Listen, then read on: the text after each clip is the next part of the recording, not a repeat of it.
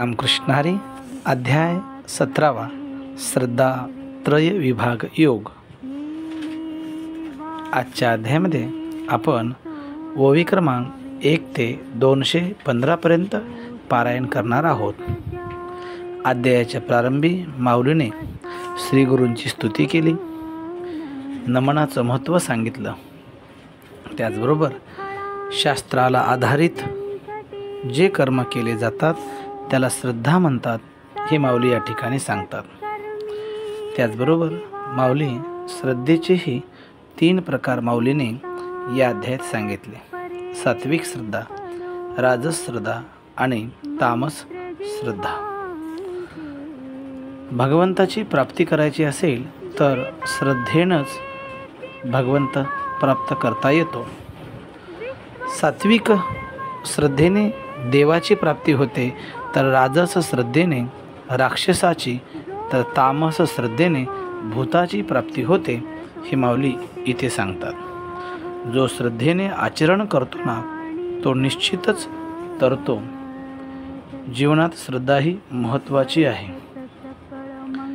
श्रद्धा नसेल तर आपल्या जगण्याला अर्थ नाही असे माऊली या ठिकाणी सांगतात.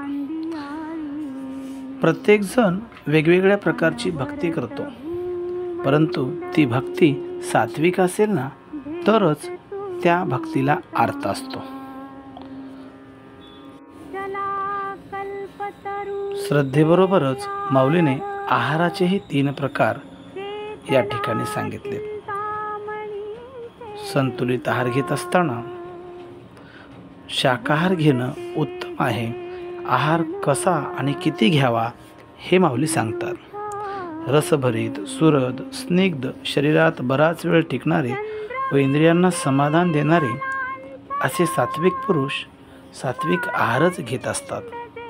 त्यांच्या आहारामध्ये नेहमी मांसाहाराचा नसून शाकाहाराचाच उपयोग केला जातो. तर राजस आहार घेणारे व्यक्ती अति कडू, अति आंबट, अति खारट, अति उष्ण, अति तीक्ष्ण, अति रुक्ष व शरीराचा दाह करणारे असेच आहार आपल्या भोजनात घेतात.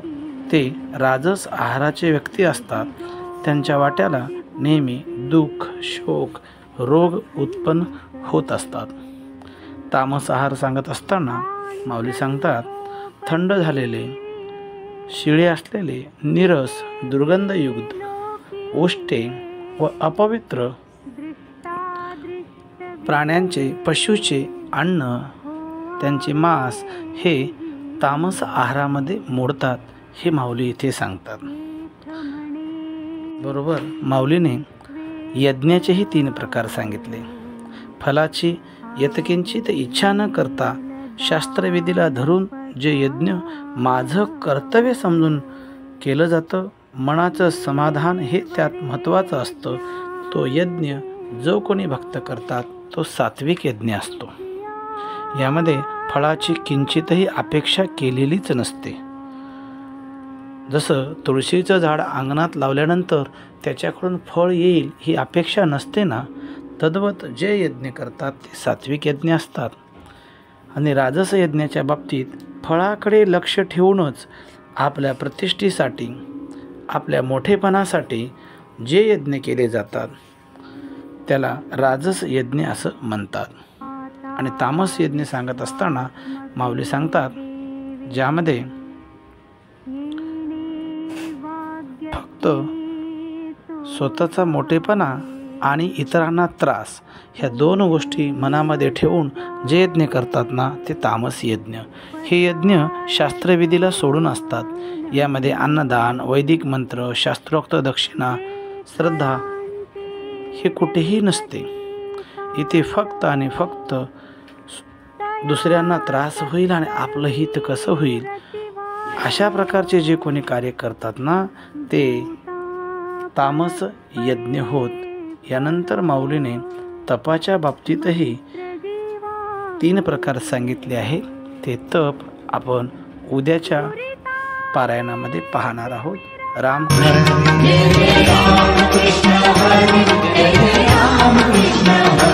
जय जय राम कृष्ण हरी जय जय